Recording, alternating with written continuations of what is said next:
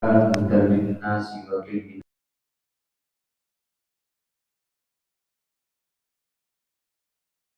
على سيدنا محمد الفاتح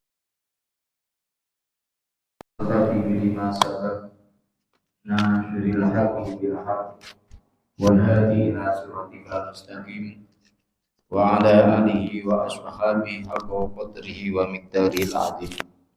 أما بعد، قال الله تعالى في القرآن الكريم: أعوذ بالله من الشيطان الرجيم. بسم الله الرحمن الرحيم. إنا أنزلناه في ليلة القدر وما أدراك ما ليلة القدر ليلة القدر خير من ألف شهر تنزل الملائكة والروح فيها بإذن ربهم من كل أمر سلام هي حتى مطلع الفجر. وقال النبي صلى الله عليه وسلم: خيركم من تعلم القرآن وعلمه. وقال النبي صلى الله عليه وسلم: وقال النبي صلى الله عليه وسلم: طلب العلم فريضة على كل مسلم ومسلمة من المهدي إلى اللهدي. Al-Hadis au kama qala. Engkang kula hormati pengurus Mushola Darussalam, bakal residen yang dimuliakan oleh Allah, dan semua pengurus, wabil khusus takmir Mushola Darussalam, bakal residen yang dimuliakan oleh Allah Subhanahu wa taala, hadirin wal hadirat yang dimuliakan oleh Allah Subhanahu wa taala. Pada kesempatan yang penuh berkah ini, bertepatan tanggal 20 Ramadan 1445 Hijriah, marilah kita bersama-sama untuk mengikuti kajian dalam rangka nuzul Quran, turunnya Al-Quran. Mudah-mudahan dengan memperingati peringatan hari besar Islam, nuzulul Quran, turunnya Al-Quran, yaitu yang terbiasa diperingati pada malam 17 Ramadan, maka di sini pengurus Mushola Darussalam menempatkan pada tanggal 20 atau bertepatan hari Minggu tanggal 31 Maret 2024 Masehi. Mudah-mudahan menjadikan sababnya ketambahan takwa kita kepada Allah, sehingga apa yang telah kita cita-citakan diwujudkan oleh Allah Subhanahu wa taala. Amin amin ya rabbal alamin. Hadirin jamaah yang dimuliakan oleh Allah, ada makalah mengatakan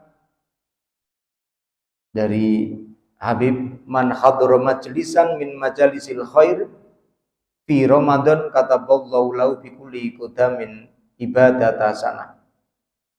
Barang siapa yang menghadiri suatu majlis min majalisil khairi, dari majlis kebaikan, fi Ramadan, di dalam bulan Ramadan, kataballahu lahu bi kulli qadamin ibadata sana. Jadi setiap satu langkah panjenengan itu dihitung sama dengan ibadah 1 tahun. Masya Allah. Makanya dalam kehidupan itu minimal kita 1 minggu harus mendatangi majelis ilmu. Karena apa? Ikmal lidunyaka ka'annaka ta'isu abada wa'mal li akhiratika ka'annaka tamu huda. Bekerjalah untuk duniamu seakan-akan panjenengan akan hidup selama-lamanya. Wa'mal li akhiratika ka'annaka tamu huda. Dan beramallah untuk akhiratmu seakan-akan panjenengan akan mati besok pagi. Ada keseimbangan antara duniawi dan ukhrawi.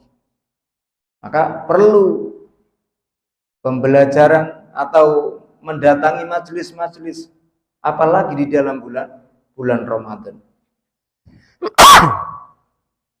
Waqala Nabi sallallahu alaihi wasallam, jadi Nabi Muhammad dawuh libni Mas'udin terhadap Ibnu Mas'ud radhiyallahu an, ya ibnu ismu Ma'ud, wahai Ibnu Mas'ud, julusaka sa'atan fi majlisil ilmi la tamassu qalaman, duduki panjenengan sedaya 1 jam di dalam majelis ilmu, la tamassu qalaman, tidak memegang pulpen, wala taktubu harban, dan tidak menulis satu huruf, khairun, itu lebih baik, laka, untuk panjenengan, min idki alfi raqabatin, daripada panjenengan membebaskan 1000 budak. Wa nadruka ila wajhil alimi, dan jenengan melihat wajahnya orang alim, khairul laka min alfi firasi tasaddaqta biha fisabilillah. Jadi jenengan sowan nanggone habaib atau nanggone para yai, melihat wajahnya orang alim itu lebih baik daripada panjenengan sedekah 1000 kuda untuk orang yang sabilillah. Wassalamuka alal alimi khairul laka min ibadati alfisanah. Dan jenengan, makanya ketika ada ulama itu berebut salaman. Karena apa? Salaman dengan orang alim itu lebih baik daripada min ibadati alfisanah, daripada ibadah 1000 tahun. Ini hadis yang saya ambil dari kitab Tanghihul Qaul atau Lubabul Hadis. Jadi untuk penyemangat berangkat niat majelis ilmu. Kelihatannya sepele mungkin, tapi hakikatnya sangat luar biasa, apalagi di dalam bulan Ramadan. Allah memberikan beribu-ribu kenikmatan di dalam bulan Ramadan. Kenapa tidak semua orang yang bisa menjumpai bulan Ramadan tetapi tidak bisa menikmati indahnya bulan Ramadan? Karena apa? Tidak ada dasarnya iman kepada Allah. Rasulullah Shallallahu alaihi wasallam bersabda, "Lau ta'lamu ummati ma fi Ramadan, la tamannau an takuna sannata kulluha." Andai umatku mengetahui hebatnya, fadilahnya bulan Ramadan, umatku itu mengharapkan agar setahun itu merupakan yang namanya bulan Ramadan. Dikarenakan mengapa para hadirin? Annal hasanata fi mujtami'atun. Setiap panjenengan melaksanakan suatu kebaikan itu akan dilipat gandakan. Contoh, watasbihatu, watasbihatu, satu bacaan tasbih di dalam bulan Ramadan, afdhalu min alfi tasbihatin, itu lebih utama daripada 1000 tasbih tetapi selain bulan Ramadan. Maka dalam memperingati nuzul Quran ini, agar kita menjadi orang yang cinta terhadap Al-Quranul Karim. Karena apa? Di antaranya amaliyah yang akan memberikan pertolongan di hari kiamat, yaitu adalah salah satunya Al-Quran. Sekarang pengertian nuzul Quran. Apa sih orang yang mengatakan malam 17 itu turunnya Al-Quran? Jadi nuzul Quran bersifat majasi, maksudnya apa? Mempermaklumkan Al-Quran dengan cara dan sarana yang dikehendaki Allah sehingga dapat diketahui oleh malaikat di Lauhul Mahfuz dan oleh Nabi Muhammad SAW di dalam hatinya yang suci. Karena waktu itu Nabi Muhammad sedang hujlah.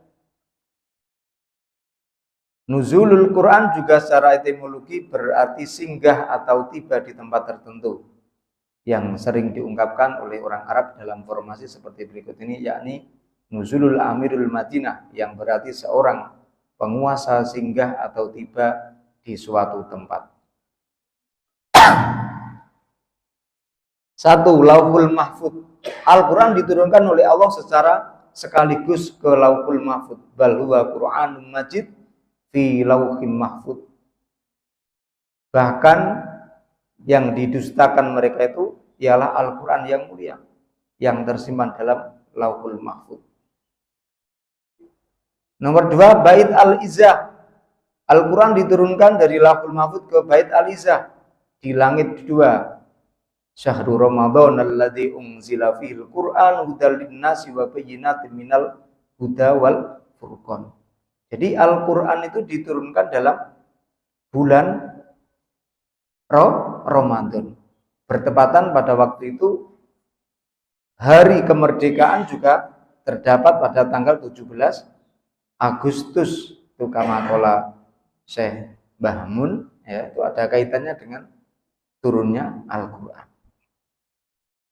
Berapa hari yang ditentukan itu ialah bulan Ramadan, bulan yang di dalamnya diturunkan permulaan atau Al-Quran sebagai petunjuk bagi manusia dan penjelasan mengenai petunjuk itu dan pembeda antara yang hak dan yang batil.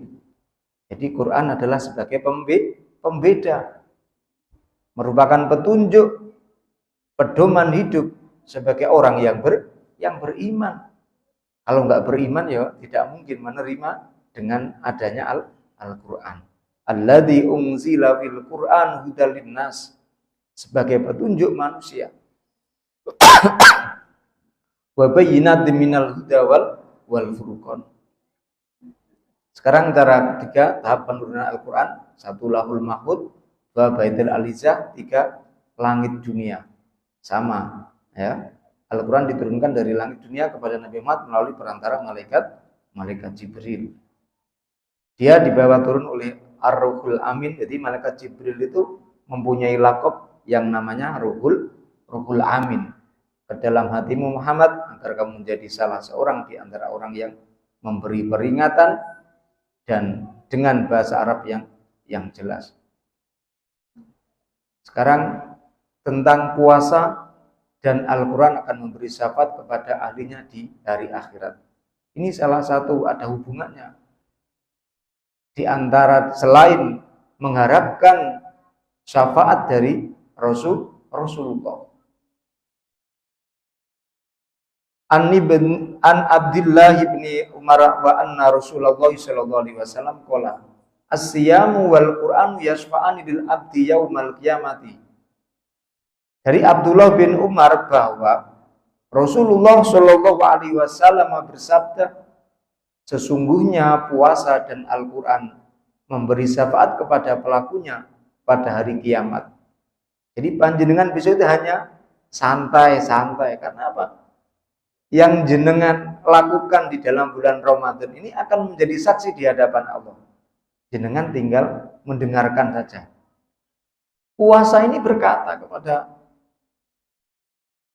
cara bahasanya tuh apa ya? Wadul ya, ngomong.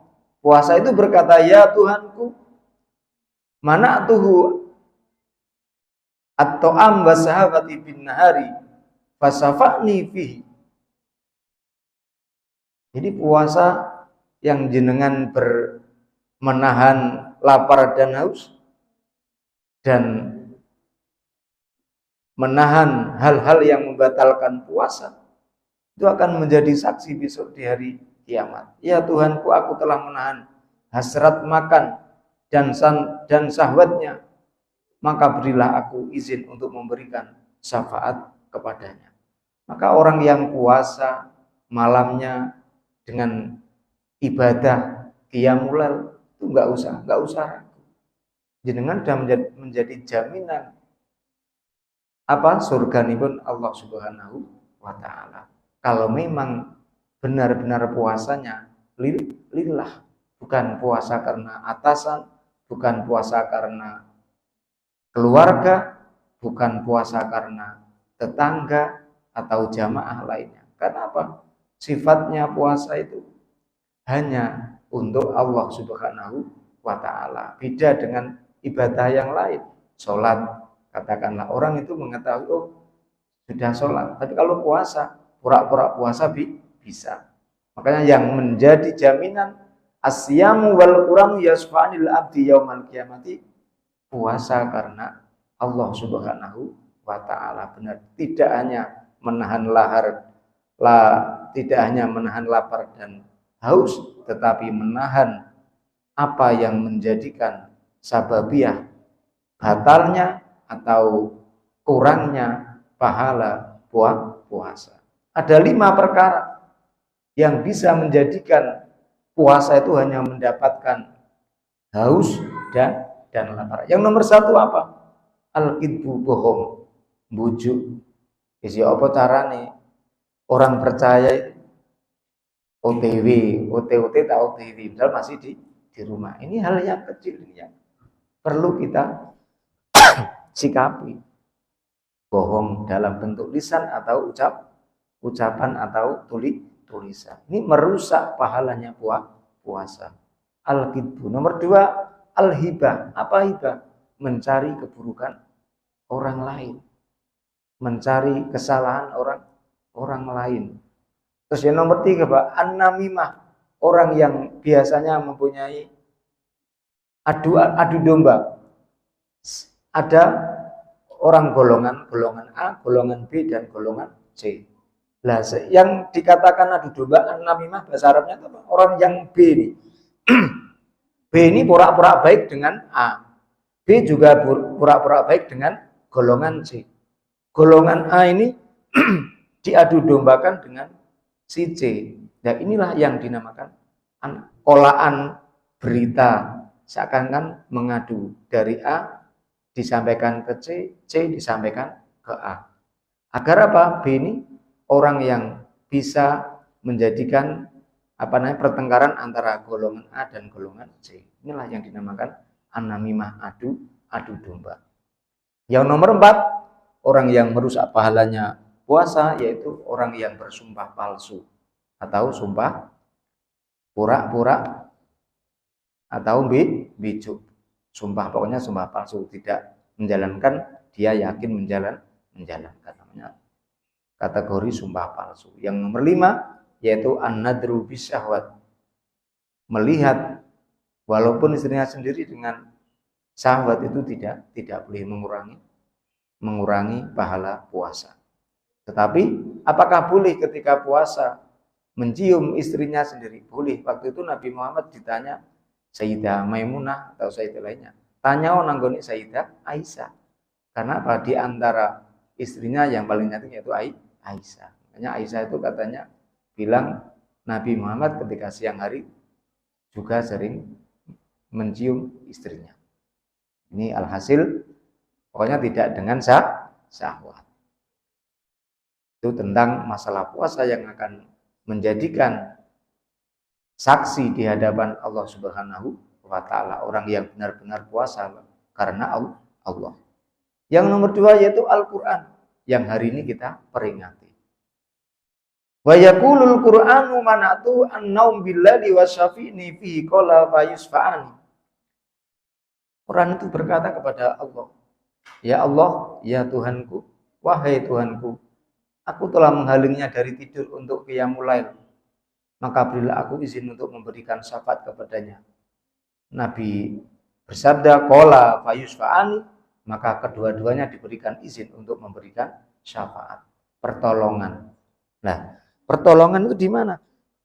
Ketika kita membutuhkan pertolongan, tidak ada pertolongan kecuali pertolongan Nabi Muhammad, pertolongan amaliyah ibadah puasa kita, dan amaliyah cinta kita kepada Al-Quran. Kun aliman, jadilah orang yang mengetahui. Kalau tidak bisa menjadi orang yang mengetahui, au muta'aliman, jadilah orang yang belajar. Kalau tidak bisa menjadi orang yang belajar, au muhibban, jadilah orang yang senang. Senang apa? Senang orang yang belajar, senang orang yang ngerti. Nomor 3, Nomor 4, au mustami'an. Umpamane gak iso ngaji, mendengarkan tok. Ojo sampai wala takun khomisan. Jangan sampai kalian menjadi orang yang nomor 5. Nomor 5 itu orang yang bagian gambarannya. Orang yang tidak suka ketika ada orang ngaji gak senang, ngomong istilahnya berontak ya. Tidak seneng ana wong belajar ngaji, wong ngaji seakan mengganggu. Tidak suka. Yang nomor 3 apa tadi? Orang yang mukiban, ana wong seneng antarané ngaji karo dengar ngaji, dia gak suka. Maka ketika menjadi orang yang lain, maka akan jadi rusak. Maka jadilah orang yang nomor 1, mu'alliman atau muta'aliman, aliman au muta'aliman, muhibban au mustami'an. Seneng tok. Mamane rapat ndonga tok kan aja sampai jadi provokator. Nomor 5 ini. Kalau nomor 5 ini banyak, maka akan menjadi rusak. Perusak namanya. Nah, ini masalah untuk Al-Qur'an dan puasa. Sekarang apakah ada dengan kaitannya dengan sikap subur? Iya, ada. Karena apa? Orang yang hidup itu kan pertama alam apa namanya? Alam kandungan, oke. Alam kandungan, alam dunia. Alam dunia, maka alam barzah. Ada hubungannya dengan alam barzah. Makanya salah satu gambaran siksa kubur yaitu Allah menimpakan kepada mayit kafir di kuburannya 99 ular besar yang akan menggigit dan menyengatnya sampai hari kiamat. Andaikan satu ular besar saja mematuk tanah dengan bisanya, maka tanah itu akan mati. Seperti keterangan hadis yang diriwayatkan oleh Imam Ahmad, Abu Ya'la, dan Ibnu Hibban dalam kitab Shahihnya. Kemudian siksa kubur lainnya adalah himpitan kubur, yaitu 2 sisi kuburan menyempit dan menghimpit mayit. Tidak ada satupun yang akan selamat dari himpitan itu.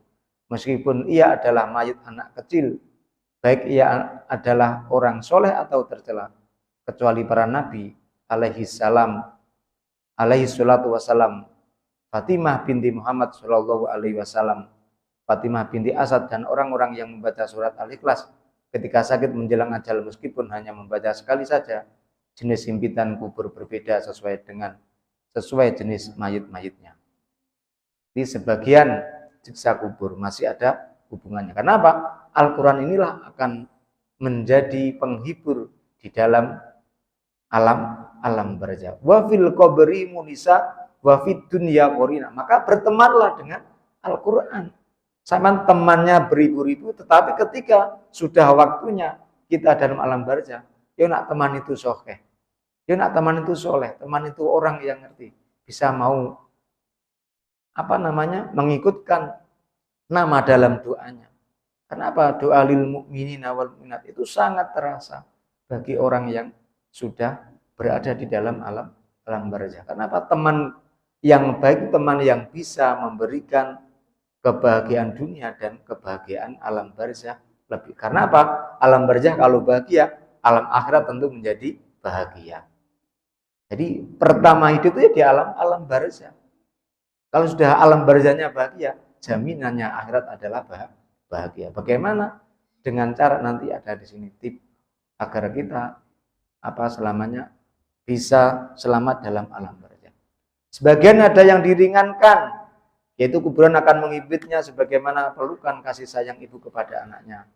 Setelah sekian lama ibu meninggalkan anaknya, sebagian dari mereka diberatkan himpitannya sehingga kuburan akan menghibitnya dengan himpitan yang menyiksa dan menyakiti. Allah Subhanahu wa taala berfirman, kullu nafsin dha'iqatul maut wa nabluukum bisyarri wal khairi fitnah wal khairi fitnah wa ilaina turja'un. Setiap yang bernyawa akan merasakan mati. Makanya kita dalam bulan Ramadan itu diperbanyak untuk memperbanyak doa. Allahumma inni as'alukal jannah. Minta surga. Kalau jenengan minta surga, maka di dalam alam barzah itu sebagaimana pelataran surga orang yang bahagia itu. Allahumma inni Allahumma asyhadu alla ilaha illallah astaghfirullah as'alukal jannah wa na'udzubika minan nar. Atau sebelum kita mengucapkan salam dalam sholat, maka sambunglah ayat Allahumma inni a'udzubika min adzabil qabri wa adzabil jahannam wa min fitnatil masiihid dajjal. Sebelum salam itu, innaka hamidum majid. Allahumma inni a'udzubika min adzabil qabri wa adzabi jahannam wa min fitnatil mahya wal mamati wa min syarri fitnatil masiihid dajjal. Baru assalamualaikum warahmatullahi wabarakatuh. Syaratnya menjaga sholat 5 waktu. Nomor 2 apa? Bersedekah. Bersedekah itu maknanya luas sekali. Dengan membantu teman, membantu sesama, itu termasuk sedekah, tidak harus dengan materi. Berucap dengan ucapan yang baik adalah mengandung sedekah.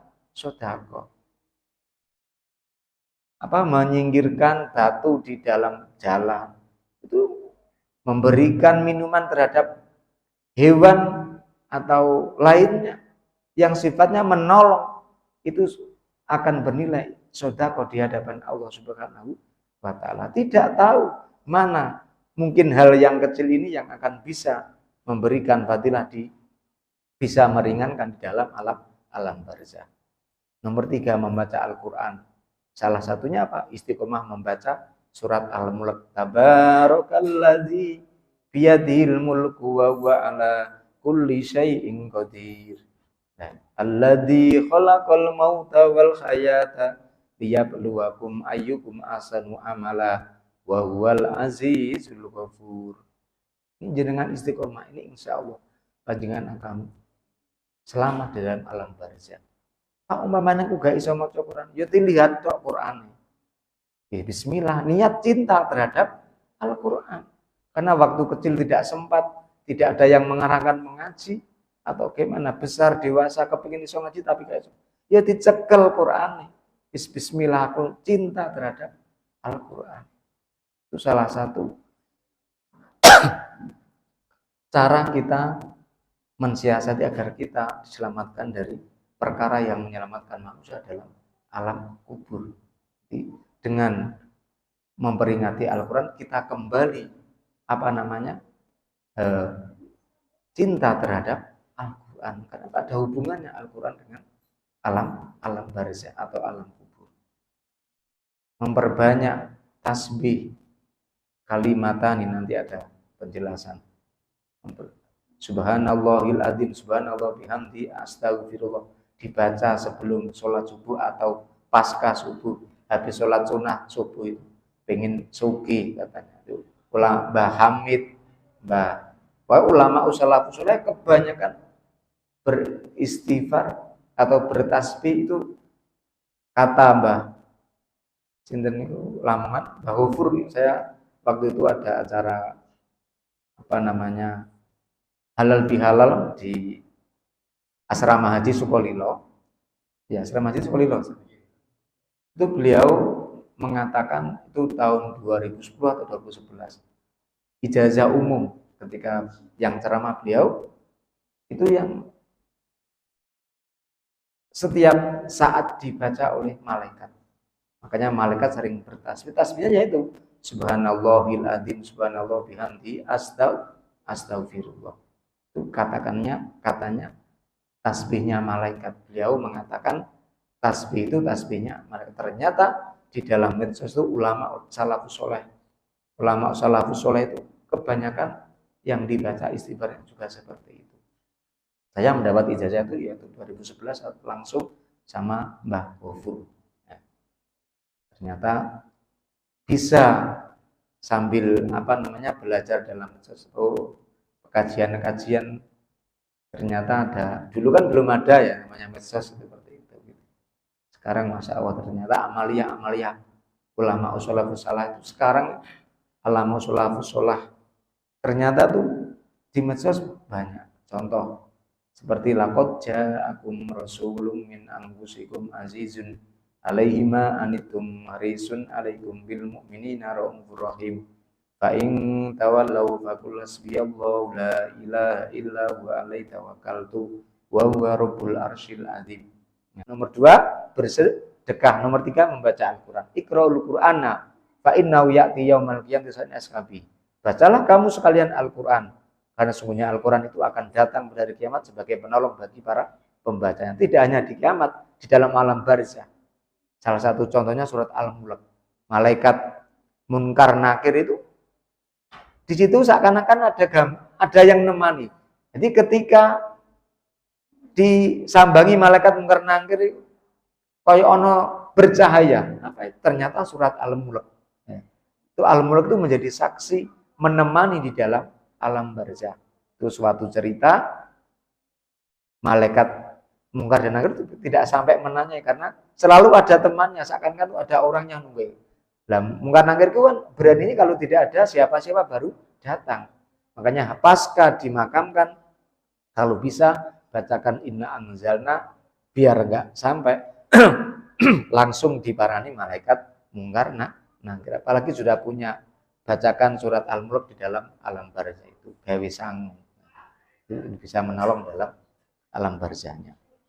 Iqra'ul Qur'ana fa innahu ya'til yaumal qiyamati safian li ashabihi. Kurang berapa menit? Masih lama. Masih lama. 5 menit kan nanti. Satu lah. Ini tadi apa namanya?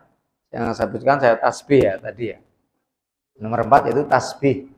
2 kalimat yang dicintai Allah itu bersumber dari hadis yang diriwayatkan Abu Hurairah bahwa Rasulullah SAW bersabda an Abi Hurairah an Nabi sallallahu alaihi wasallam qala kalimatani khafifatani ala lisan sakilatani fil mizan habibatan rahman subhanallah wa bihamdihi subhanallahil azim.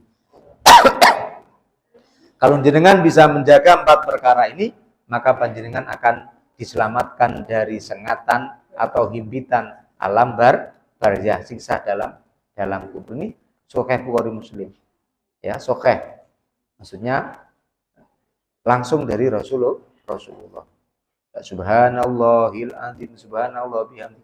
Ini kan sangat ringan, tapi pahalanya timbangannya sangat berat sekali. 2 kalimat yang dicintai oleh Allah. Maka usahakan habis subuh atau habis maghrib, usahakan dengan membaca 100 kali subhanallah il azim, subhanallah bihamdi, astagfirullah. Sambil santai duduk santai di rumah, walaupun nggak punya wudhu, kita baca seperti itu nggak apa-apa. Itu sebagai daripada kita kosong, lebih baik dengan bibir ini dibasahi dengan bacaan tasbih. Paling mudah kan? Subhanallahil azim, subhanallah bihamdi. Tetapi pahalanya sangat luar biasa. Nah, alhamdulillah kita memasuki malam ke-10 ya. 10 hari akhir, maka dalam keterangan Imam Ghazali, insya Allah kalau nggak jatuh tanggal 27 ya 25 atau 29 katanya. Makanya, bagaimana cara kita mendapatkan Lailatul Qadar? Orang yang bisa menjaga jamaah sholat maghrib dan isya. Itu ada riwayat yang mengatakan seperti itu. Gak usah sampai melekan mencari Lailatul Qadar. Sampai istiqomah maghrib isya jamaah. Pasti kalian salah satu orang yang mendapatkan Lailatul Qadar. Khairum min alfi syahr. Lailatul Qadri khairum min alfi syahr. Ibadah 1 hari podo karo ibadah 1000 bulan. Berapa? 82 tahun 4 bulan. 83 kurang 4 bulan. Sampeyan kok ngerti hitung wis kayak ceramah. Di 1000 bulan itu 82 tahun lebih 8 bulan. Kalikan. Kadang makanya orang tuh mengatakan bulat 83 tahun. Ternyata tak hitung tuh 88 sekian. Jadi enggak sampai 83 tahun. Lah bagaimana caranya? Insya Allah kalau Imam Ghazali itu kalau mulainya hari Selasa, maka jatuh pada tanggal 27, malam 27. Kapan malam 27 jenengan? Itu kalau pakai versinya Mbah Imam Ghazali ya, kita istilahnya mengikuti dawuhnya Imam Ghazali, kalau kita mengawalinya Ramadan hari Selasa, maka insya Allah Lailatul Qadar itu dalam kitab Ihya Ulumuddinnya itu jatuh pada tanggal malam 27 karya Imam Ghazali. Carilah Lailatul Qadar di malam ganjil 10 akhir bulan Ramadan, menghidupkan malam dengan ibadah, melaksanakan sholat malam, melakukan itikaf. Tembriki enten sholat malam mboten, Pak? Maksudnya sholat malam tasbih atau di malam enggak ada. Monggo PE barangkali Ustaz ini kan. Nggih kan siap, apalagi nanti disambung. Saya kalau di Suryanata itu, Pak, kan dapat hampir 3 tahun ini. Sambung langsung sahur, Pak. Sahur bersama. Ya banyak memang karena ada tarikannya tadi sahur berjamaah. Jadi jam 2 mulai sholat tasbih, baca subhanallah itu sampai 300 kali, terus sholat tahajud, hajat, baru selesai langsung 3:30 jam 3 langsung sahur. Monggo Bapak untuk mensiarkan, mudah-mudahan kita dalam Lailatul Qadar ya jenenge wong ikhtiar Pak nggih, ikhtiar yang baik. Itu untuk menghidupkan malam-malam ganjil. Itu kalau di Suryanata itu ya seperti itu caranya dengan sahur berjamaah. Tilawah Al-Qur'an, membaca Al-Qur'an. Pokoknya enggak usah pusing Pak, enggak usah ngaji. Ya ngaji saison bismillah ya bismillah diwaca bismillahirrahmanirrahim. 876 tambah sangar, tambah luar biasa. Di kegunaan bismillahirrahmanirrahim sebanyak 876 dengan golek teng Google kalau ono kabeh. Saya dapat ijazah dari Nganjuk, Dukur Mojo Dhuwur. Yai Faisal itu baca bismillahirrahmanirrahim 876 dengan ketik yang Google. Apa gunanya baca bismillah sebanyak 876? Nantilah muncul semua. 876. Lah, ini kan gendeng ya. 87678 itu enggak 876. Kayak rokok gendeng ya rokok 76 kur gendeng. Nah, 231 atau 234 bener. Sing rokok gendeng ya 76 itu. Rokok gendeng, tapi wongnya enggak gendeng. Banyak berzikir surat Isya dan subuh berjamaah. Membaca doa Lailatul Qadar. Bagaimana ketika Sayyidah Aisyah ditanya, ya Aisyah pada Rasulullah tanya, ya Rasulullah, bagaimana kalau saya menjumpai malam Lailatul Qadar, doanya Pak? Allahumma innaka afun karim tuhibbul afwa wa'fu anni. Maka jenengan perbanyak walaupun enggak malam habis sholat sampai gabungnya doa itu. Ya, mari kita tutup. Alhamdulillah ya. Terima kasih. Mudah-mudahan apa yang saya sampaikan bisa menjadikan sababiyah